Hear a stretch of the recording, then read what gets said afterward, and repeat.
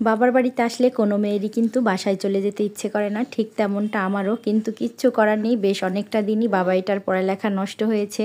নষ্ট বলবো না, এটাও তার বেড়ানোর মধ্যেই ছিল, বিনোদন বলতে গেলে। তো যাই হোক, আবার হবে, হয়তো একটু পিছিয়ে গেছে, কোনো ব্যাপার না, চেষ্টা করব পুষিয়ে নেওয়ার জন্য। বাবার বাড়ি থেকে আমি যখনই বাসায় যাই চেষ্টা করি দুপুরের খাবার দাবার শেষে বিকালের দিকে রওনা করতে। বিকাল না, ঠিক ওই 3টার দিকে।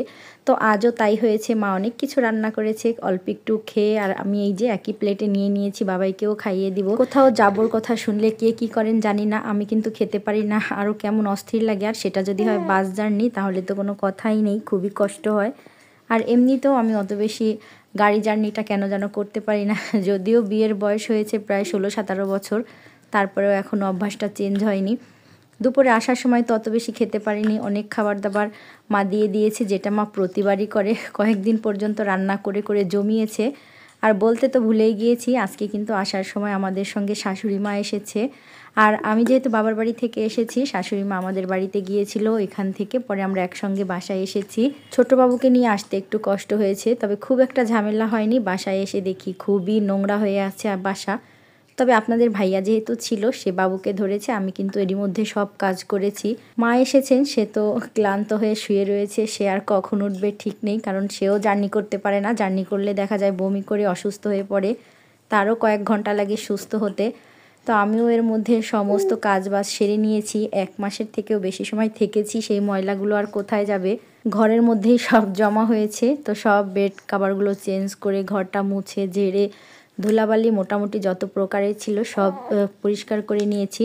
তবে ভিডিও করতে পারিনি, কারণ বাবুর এমনিতেই কষ্ট হয়ে যাচ্ছে, পাশাপাশি আপনাদের ভাইয়া ধরে রেখেছে, তারও কষ্ট হয়ে যাচ্ছে। তাই ভিডিও করতে যদি যাই 1 ঘন্টার কাজ 3 ঘন্টা লাগবে।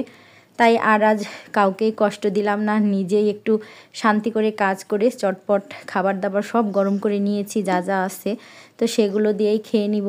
এই যে আমি শুধু বাসায় এসে ভাতটা রাইস কুকারে বসিয়ে সমস্ত কাজ গুছিয়ে নিতে নিতে ভাত হয়ে গিয়েছে। আর এই যে বাড়ি থেকে মা যে তরকারিগুলো দিয়েছিল খাবার দাবার, তারই মধ্যে সব কিছু গরম করা হয়নি, শুধু মাছের তরকারিটা গরম করে নিয়েছিলাম, গরুর মাংস আর যে কয়েক রকমের সবজি দিয়েছে এগুলো গরম করতে হয়নি। যত খাবারই থাক না কেন আমার কিন্তু একটু রান্না করতেই হয়, তবে আজ আর রান্না করিনি। মা আসার সময় কিছু সবজিও দিয়ে দিয়েছে, এটা ছিল পরদিন সকালবেলা। সকালবেলা কি খাবো, ওই খাবার দাবার ফ্রিজে রয়েছে, ভাবলাম আর কি বের করব, তার থেকে ভালো এই যে বেগুন দিয়ে দিয়েছিল, বেগুন পেঁয়াজকালি এগুলো সব বাড়ি থেকেই দিয়েছিল, শুধুমাত্র আমি একটু ভেজে মশলা দিয়ে নিয়েছি, বেশি ঝামেলা করতে যাইনি।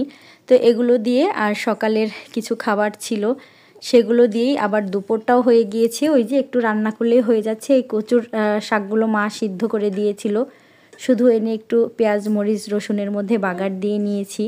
ছোট্ট করে আজকের ভিডিওটি শেয়ার করছি, এখন থেকে কিন্তু বাসার ভিডিওই দেখতে পাবেন আস্তে আস্তে। সবাই ভালো থাকবেন, সুস্থ থাকবেন।